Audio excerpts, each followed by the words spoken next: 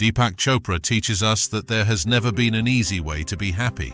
Happiness as adults tends to be bittersweet, and what makes us happy as children is far easier than what makes us happy as adults. Even if you discover someone you truly love, relationships always involve sacrifices, fights, disappointments, and difficult challenges for both parties. Approximately 80% of Americans report being pleased in surveys, but no one has ever been able to pinpoint exactly what makes someone happy.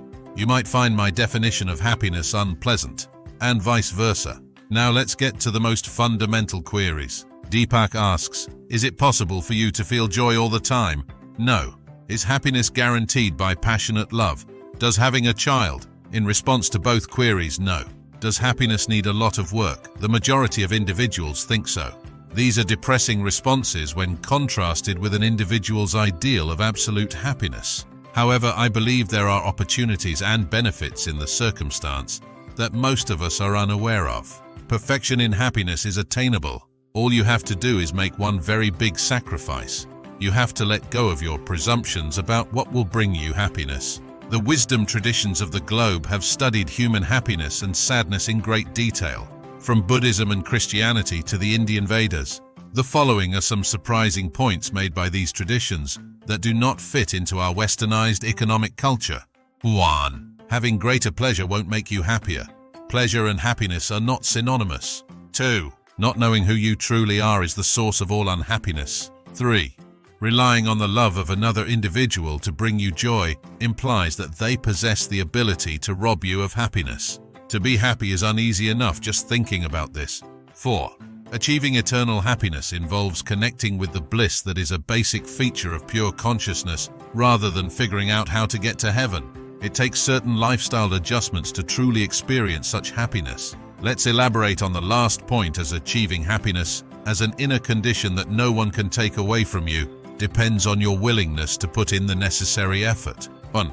Adhere to the cycles and rhythms of nature, particularly in terms of obtaining enough sleep and regularly venturing outdoors to enjoy the beauty of the outdoors. 2. Try your hardest to live and work in a pleasant environment by reducing external pressures. Schedule some downtime each day. Set aside time for play each day. 4. Allow your mind to enter the calm inner state that serves as a doorway to a higher level of awareness. While meditation leads one inside, prayer, contemplation, self-reflection, and hatha yoga all share similar customs and methods.